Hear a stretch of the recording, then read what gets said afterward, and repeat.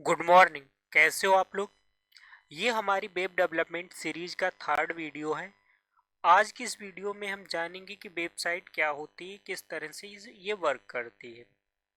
हर website जो होती है वो कुछ HTML टैग्स को मिलाकर शुरू होती है।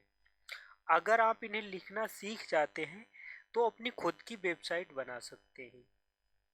पर क्या आप जानते हैं कि कौन से टैग्स जरूरी हैं और इन्हें मिला के एक प्रॉपर वेब पेज कैसे बनता है। इस वीडियो में मैं आपको HTML का बेसिक स्ट्रक्चर समझाऊंगा। इसेंशियल टैग्स जैसे HTML क्या होता है, हेड टैग क्या होता है, बॉडी टैग एक्सप्लेन करूंगा और ये दिखाऊंगा कि सारे मिलाकर एक वेबसाइट का फाउंडेशन कैसे बनाते हैं। जब आपने पहली बार एक ब्लैंक पेज देखा होगा तो शायद आप कंफ्यूज्ड हुए होंगे कि कहाँ से स्टार्ट करें। HTML भी वैसा ही लग सकता है, लेकिन एक बार इसका स्ट्रक्चर समझ में आ गया तो सब इजी हो जाता है। इस वीडियो के एंड तक आप एक वेबसाइट बनाना सीख जाएंगे, वेबसाइट का स्केलेटन बनाना सीख जाएंगे, हर टैग का रोल समझ जाओगे और एक वेब पेज कैसे डिजाइन करना है, कहाँ से स्टार्ट करना है, ये सब सीख जाओगे। चलिए शुरू करते हैं। सबसे पहले अब हम अपने कोड एडिटर पे चलते हैं, किस तरह से हम वेबसाइट को बनाते हैं। यहाँ पर हमने क्या किया कि अपने जो डेस्कटॉप की जिस लोकेशन पे हमने एक फोल्डर क्रिएट किया था सेकेंड वीडियो में वेब डेवलपमेंट के नाम से, इस फोल्डर पर आ चुके हैं। ठीक, इस फोल्डर को हमने ओपन किया और यहाँ से राइट क्लिक करके क्या किया कि हम VS कोड में इसे ओपन कर रहे हैं। राइट क्लिक करके कर सकते हो या तो फिर यहाँ से भी कर सकते हो। 1 मिनट ये ओपन हो जाए इसके बाद में दिखाते हैं। या तो आप यहाँ से भी कर सकते हो कि ओपन रिसेंट करके यहाँ पर भी आपको जैसे कि जो भी हमें फोल्डर चाहिए वो हम यहाँ से कर सकते हैं। इसी तरह से जैसे ये ट्यूटोरियल्स के अंदर वेब डेवलपमेंट वाला है, ये हम ओपन कर सकते हैं। तो यहाँ पर हम क्या करने वाले हैं कि जैसे हमारा जो HTML डॉक्यूमेंट होता है वो किस तरह से बनता है। HTML डॉक्यूमेंट को बनाने के लिए इसे 1 मिनट के लिए हम डिलीट करते हैं, ये सारे डिलीट कर देते हैं, उसके बाद फिर से दिखाते हैं आपको।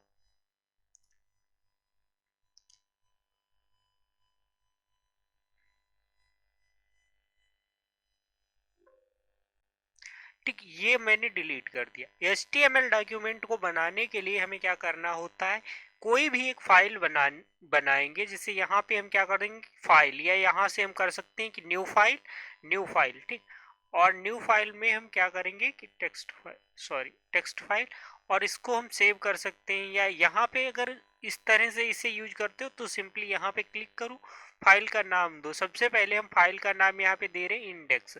कोई भी जो फाइल रूट फोल्डर में बनाते हैं उसे index.html के नाम से बनाना। ठीक, तो यहाँ पे हमने index.html दिया। ठीक, अब ये क्या हुई कि हमारी एक HTML की फाइल क्रिएट हो गई। यहाँ पे सबसे पहले क्या होता है कि डॉक टाइप क्या बताता है, ब्राउजर को बताता है कि जो आप HTML यूज कर रहे हो ये HTML5 है। उसके बाद में हम सेकेंडली क्या करते हैं कि एक HTML टैग लेते हैं। HTML टैग का मतलब होता है कि जो भी हम वेबसाइट बनाएंगे उस पूरे को कंटेन करने के लिए जो बॉक्स बना है, या ये कहो कि जो पूरा पेज है, कंप्लीट पेज है, उसको हम HTML टैग के अंदर लिखेंगे। अब जो HTML टैग है इसके अंदर जैसे कि एक नोटबुक होती है, उसमें ऊपर क्या होता है, हेडर दिया होता है और नीचे पूरा कंटेंट लिखने के लिए कोई भी आप वर्क करते हो उसके लिए दिया होता है। तो हेड क्या होता है, हेड में क्या, जैसे बुक है तो उसमें क्या हुआ कि चैप्टर का नाम हो गया, चैप्टर का नंबर हो गया, जो मतलब उसकी बेसिक इंफॉर्मेशन होती है वो हेड में होती है।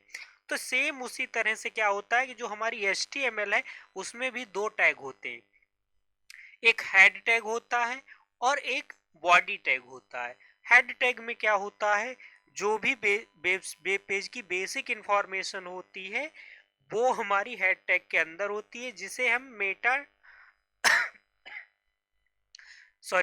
मेटा इंफॉर्मेशन भी कहते हैं। ठीक, तो मेटा इंफॉर्मेशन जैसे कि टाइटल हो गया, डिस्क्रिप्शन हो गया, ये सारी चीजें क्या होती हैं कि हम हेड टैग के अंदर बनाते हैं। और हेड टैग में हम CSS और जावास्क्रिप्ट को भी इंक्लूड करते हैं।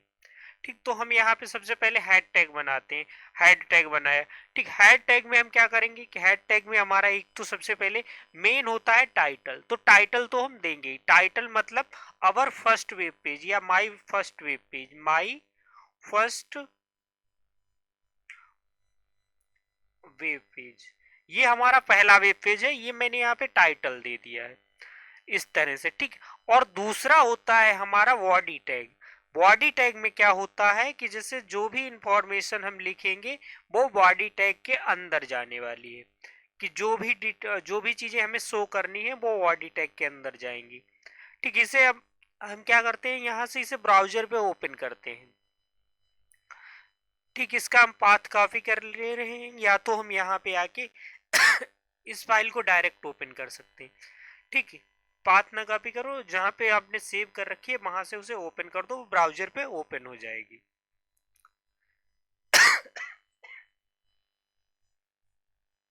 जब हमने फाइल को ब्राउजर में ओपन किया तो यहाँ पे हमें क्या देखने को मिला, जो हमने हेड टैग के अंदर टाइटल दिया था वो हमें ब्राउजर के टैब में देखने को मिल रहा है कि माय फर्स्ट वेब पेज।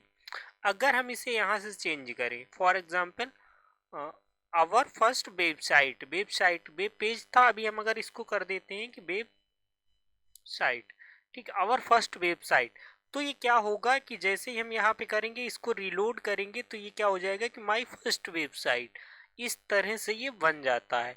और वेबसाइट क्या होती है कि जब भी हम मल्टीपल वेब पेजेस को बनाते हैं और उनको आपस में इंटरलिंक कर देते हैं, तब उसको हम वेबसाइट कहते हैं। एक सिंगल पेज को हम वेब पेज ही बोलते हैं, ठीक। अब वेब पेज बनाया, यहाँ पे हम क्या करेंगे कि एक चीज से हमें हेडिंग देनी है, हेडिंग देनी है जो बॉडी में शो हो, जो भी चीज यहाँ पे हमें शो करनी है इस एरिया में, उसको हम क्या कहेंगे कि वो हम सारा बॉडी टैग के अंदर लिखने वाले। तो इसके लिए हम क्या H1 हम सॉरी H1 जो भी टैग होते हैं वो एंगल ब्रैकेट के अंदर लिखे जाते हैं, ठीक, एंगल ब्रैकेट के अंदर लिखते हैं, ये एंगल ब्रैकेट के अंदर लिखते हैं। और उसको क्लोजिंग जो होती है वो हम क्या करते हैं कि ये एक मतलब स्लैश लगा के उसको लिखते हैं, तब वो क्या होता है, क्लोजिंग हो जाती है। जैसे कि यहाँ पे हमने क्या लिखा, एंगल ब्रैकेट ओपन किया, H1 लिखा, इस तरह से देखिए, एंगल ब्रैकेट H1 लिखना है, H1 लिखा, इसे क्लोज किया, और सेकंड वाला इसने ऑटोमेटिक लिख लिया। बट हमें यहाँ पे क्या करेंगे कि इसके बाद में हम क्या करेंगे, कोई टेक्स्ट लिख देते हैं, जैसे कि यहाँ पे लिखा हेलो,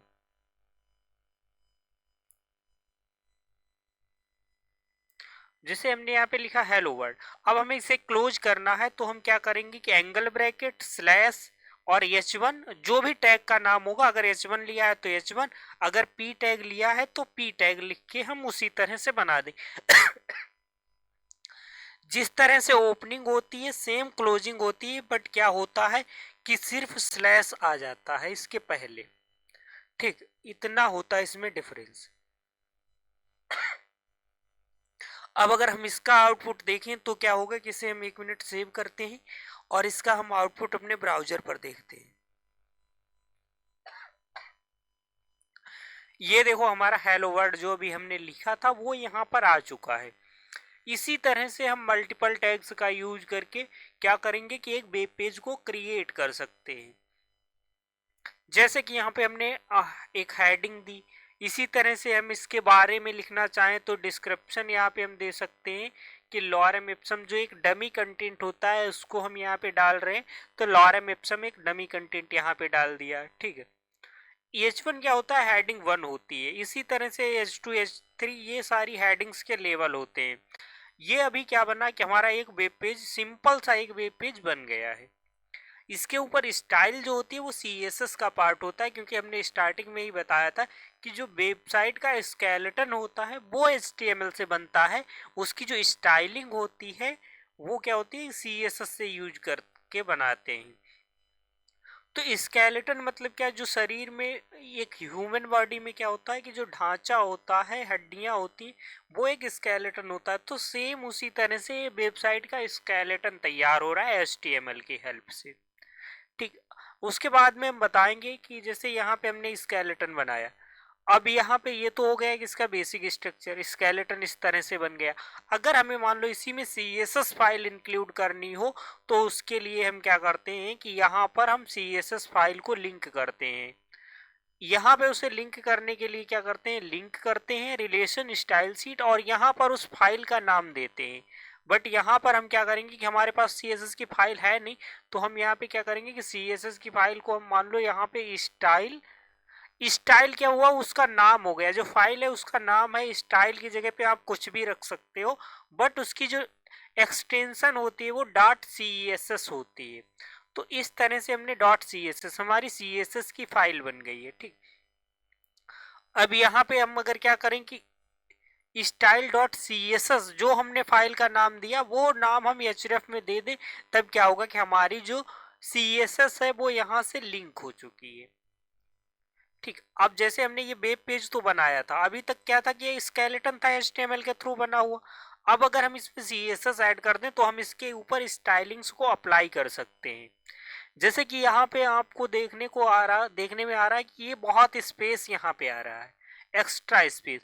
तो इसको हम क्या करेंगे कि यूनिवर्सल सिलेक्टर होता है CSS में। जब हम CSS की क्लासेस करेंगे तो उसको डिटेल में समझेंगे। अभी हम यहाँ पे ब्रीफली देख रहे हैं कि इसका काम क्या होता है कि जो यूनिवर्सल सिलेक्टर होता है उसको हम स्टार से लिखते हैं। स्टार से, यूनिवर्सल का मतलब होता है कि जो सेम स्टाइल हर टैग के ऊपर अप्लाई कर दे, क्योंकि हर टैग बाय डिफॉल्ट कुछ मार्जिन और कुछ पैडिंग लेता होता है। तो उसको हम बाय डिफॉल्ट क्या 0 करना है, तो पैडिंग मान लो हमने 0 कर दी, पैडिंग 0। ठीक, पैडिंग 0 लिखोगे तो पैडिंग 0 हो जाएगी। यहाँ पे लिखोगे कि मार्जिन, और मार्जिन को जो भी वैल्यू दोगे वो मार्जिन हो जाएगा, मार्जिन 0। ये सारी चीजें आगे हम डिटेल में पढ़ेंगे, अभी बेसिकली यहाँ पे इतना देख रहे हैं कि इससे क्या फर्क पड़ेगा। अब जैसे ही हम इस पेज को लोड करेंगे, जैसे यहाँ पे देखो ये स्पेस इसने बहुत सारा छोड़ा हुआ है, जैसे ही हम इसे रिफ्रेश करते हैं ये जो एक्स्ट्रा स्पेस था वो चला गया। अगर हम यूनिवर्सल सिलेक्टर ना लेते, यहाँ पे स्टार ना लेते, तो हम क्या करते, अगर हम H1 के ऊपर ओनली अप्लाई करते तो हमारे H1 के पास जो भी स्पेस था वो जाता है। यहाँ पे देखो तो H1 के पास का स्पेस जाता और ये पैराग्राफ वाले का स्पेस, जो एक्स्ट्रा स्पेस था वो नहीं जाता। इसीलिए हमने एक एक को सिलेक्ट ना करके ऑल को सिलेक्ट करने के लिए यूनिवर्सल सिलेक्टर का यूज किया था। ठीक, अब सेकंड क्या है कि अगर हमें बॉडी में बैकग्राउंड कलर देना है तो उसके लिए हम क्या करेंगे कि यहाँ पे बॉडी को सिलेक्ट करेंगे और बॉडी में हम बैकग्राउंड कलर दे सकते हैं। जैसे कि अगर हम यहाँ पे दें बैकग्राउंड, बैकग्राउंड दे दो या बैकग्राउंड कलर दे दो, दोनों वर्क करेंगे। ठीक है, बैकग्राउंड दिया और यहाँ पे मान लो हमने ई इस तरह से एक हल्का सा क्रीमी कलर ऐड किया यहाँ पे। ठीक, तो यहाँ पे ये क्या होगा कि ये जो इसका बैकग्राउंड है ये हल्का सा क्रीम कलर का हो, मतलब हल्का सा चेंज हो जाएगा, अब ये वाइट नहीं रह गया। तो इस तरह से हम CSS की हेल्प से इसकी स्टाइलिंग वगैरह सारी चीज़ें हम कर सकते हैं। कि जैसे इस चीज़ को हमें सेंटर में लाना है तो उसके लिए हम वो सारी डिजाइन्स क्या हो सकती हैं कि यहाँ पे हम चलो आपको थोड़ा दिखा देते हैं कि, बट ये सारी चीज़ें आगे हम करने वाले हैं, क्योंकि अभी डिस्प्ले फ्लैक्स, ये फ्लैक्स बॉक्स वगैरह ये सारी चीज़ें हम आगे पढ़ेंगे। यहाँ पे हम आपको एक ओवरव्यू दे रहे हैं। ठीक है, इस तरह से फ्लैक्स किया। फ्लैक्स क्या करता है कि दो जो भी कंटेंट होते हैं, जो भी एलिमेंट होते हैं, उन सारे एलिमेंट्स को साइड बाय साइड कर देता है। जिससे हम इसे रिफ्रेश करें तो हेलो वर्ड के साइड में इसे कर देगा। और उसके बाद में यहाँ पे हम क्या अप्लाई कर सकते हैं, साइड में कर दिया। अगर हम यहाँ पे क्या करें कि फ्लैक्स डायरेक्शन को चेंज करते हैं, फ्लैक्स डायरेक्शन अगर इसको हम कॉलम कर देते हैं तो ये कॉलम में चेंज रखेगा, अगर रो कर देंगे तो रो बना देगा। रो में तो है ही, तो हम इसे कॉलम में करेंगे, कॉलम से इसने नीचे ही कर दिया। अब हमें इसे सेंटर में लाना है, तो सेंटर में लाने के लिए हम क्या करेंगे,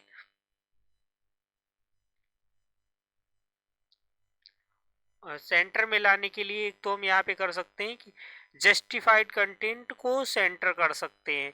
ठीक, बट ये क्या करेगा कि अभी ये नहीं, यहाँ पे सेंटर में नहीं लाएगा, क्योंकि हमने यहाँ पे कोई विड्थ नहीं दी है, विड्थ नहीं दी है, इस वजह से सेंटर में नहीं आएगा।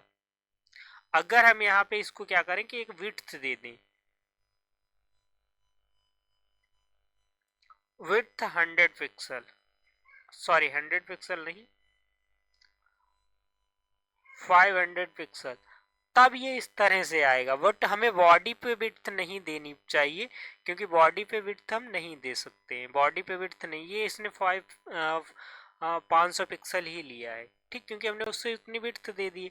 ये हम यहाँ से CSS से अपने अकॉर्डिंग कंट्रोल कर सकते हैं जो भी करना है, बट हम यहाँ पे अभी कुछ भी नहीं कर रहे हैं। हम यहाँ से इसको अब हटा रहे हैं, इसको हमने सिर्फ शो करने के लिए कि हम मतलब CSS पे हम जो प्रॉपर्टी अप्लाई करते हैं वो किस तरह से वर्क करती है, इसलिए हमने यहाँ पर इसको शो किया था, ठीक।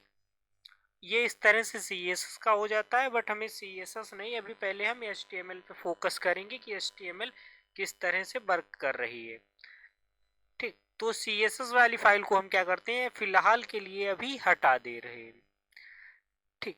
CSS की फाइल का अभी हमको यूज नहीं कर रहे हैं। यहाँ पे हमने क्या किया कि एक हमने बेसिक स्ट्रक्चर बना लिया। बेसिक स्ट्रक्चर जो हमें HTML का बनाना है उसमें हमें जरूरी क्या करना है कि डॉक टाइप HTML के अंदर हम दो टैग बनाएंगे, हेड टैग और बॉडी टैग। इसके बाद में हम क्या करने वाले हैं, हेड टैग के अंदर हम सारा कंटेंट लिखेंगे जो भी हमें लिखना है, और जो सॉरी बॉडी टैग के अंदर हम सारा कंटेंट को रखेंगे, और HTML टैग के अंदर उसकी बेसिक इंफॉर्मेशन या CSS वगैरह को हम लिंक कर सकते हैं। ये काम हो जाएंगे हमारे HTML से। ये हमारा आज का हो गया कि बेसिक स्ट्रक्चर जो HTML का होता है वो किस तरह से बनता है और किस तरह से वर्क करता है। नेक्स्ट वीडियो में हम बताएंगे कि जो HTML में यहाँ पर हमने हेडिंग्स देखी हैं, ये हेडिंग्स के लेवल्स क्या होते हैं, कौन कौन से हेडिंग्स होती हैं, और पैराग्राफ को थोड़ा डिटेल में समझेंगे, ठीक। आज की इस वीडियो में इतना ही, मिलते हैं नेक्स्ट वीडियो में।